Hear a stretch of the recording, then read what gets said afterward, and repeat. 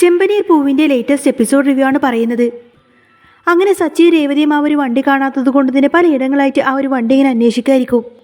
കുറേ നോക്കിയിട്ടും അവർക്കൊന്നും വണ്ടി കണ്ടു കിട്ടുന്നില്ല കേട്ടോ. സച്ചി ഭയങ്കര സങ്കടത്തിലായിരിക്കും. ഇത് കണ്ടുകൊണ്ട് തന്നെ രേവതി ചോദിക്കുന്നുണ്ട്, സച്ചിയേട്ടൻ ഒരുപാടധികം സുഹൃത്തുക്കളില്ലേ, അതുകൊണ്ട് ആരോടെങ്കിലും അന്വേഷിച്ചാൽ ഈ വണ്ടി തിരിച്ചു കിട്ടില്ലേ എന്നിങ്ങനെ രേവതി ചോദിക്കുന്ന സമയത്തായിരിക്കും സച്ചി അന്ന് വണ്ടിയുടെ ഫ്രണ്ടിൽ നിന്ന് ആ ഒരു ഫോട്ടോ എടുത്ത കാര്യമൊക്കെ സച്ചി ഓർക്കുന്നത്.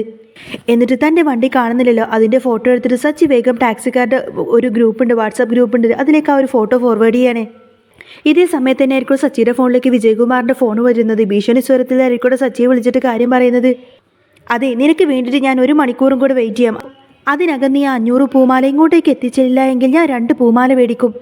അതിലെ ഒന്ന് നിന്റെ കൂട്ടുകാരൻ്റെ നെഞ്ചത്തും മറ്റേത് നിന്റെ നെഞ്ചത്ത് വെക്കുവാനായിരിക്കും നിന്റെ വിധി.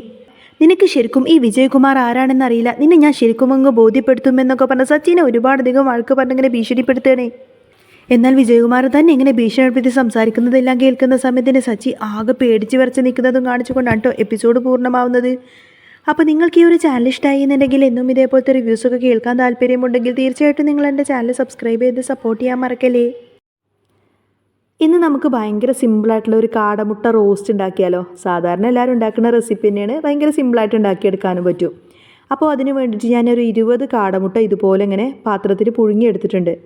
ഇനി നമുക്കിതിൻ്റെ തൊലി ഒന്ന് കളഞ്ഞെടുക്കണം. ഇതുപോലെ ഇങ്ങനെ നുള്ളി പൊളിച്ചിട്ട് ഇതിൻ്റെ തൊലി കംപ്ലീറ്റ് ആയിട്ട് കളഞ്ഞെടുത്തിട്ട് ഇതുപോലെ വന്നിട്ടുണ്ട്. അപ്പോൾ ഇത് വെച്ചിട്ട് നമുക്ക് നല്ല അടിപൊളിയായിട്ടൊരു കാടമുട്ട റോസ്റ്റ് ഉണ്ടാക്കിയെടുക്കാം. അപ്പോൾ ഈ ഒരു റോസ്റ്റ് ഉണ്ടാക്കാൻ വേണ്ടിയിട്ട് ആദ്യം തന്നെ ഒരു പാനിലേക്ക് കുറച്ച് വെളിച്ചെണ്ണ ഒഴിച്ചു കൊടുത്തു. അതിലേക്ക് ഒരു വലിയൊരു സവാള ഇതുപോലെ കൊത്തി നുറുക്കി നല്ലോണം ചെറുതാക്കിയിട്ടൊന്ന് അരിഞ്ഞെടുത്തിട്ടുണ്ട്. ഇനി ജസ്റ്റ് ഒന്ന് വഴറ്റിയെടുക്കണം. അതിലേക്ക് ആവശ്യത്തിനുള്ള കറിവേപ്പില ചേർത്ത് കൊടുത്തു. ഇനി ഇതും കൂടെ ഒന്ന് ജസ്റ്റ് വഴറ്റിയെടുക്കണം കേട്ടോ. ഓവർ മസാലയൊന്നും ചേർക്കുന്നില്ല. മസാലപ്പൊടികളായിട്ട് ഉപ്പ്, മഞ്ഞൾ, ചെറിയ ജീരകത്തിൻ്റെ പൊടി, ഗരം മസാല, പിന്നെ ഒരു 3 ടേബിൾ സ്പൂൺ അളവിൽ കാശ്മീരി ചില്ലി പൗഡർ ചേർത്തിട്ടുണ്ട്. അധികം എരിവൊന്നുമില്ല കേട്ടോ, ജസ്റ്റ് ഇതുപോലെ നല്ല കളറിന് വേണ്ടിയിട്ട്.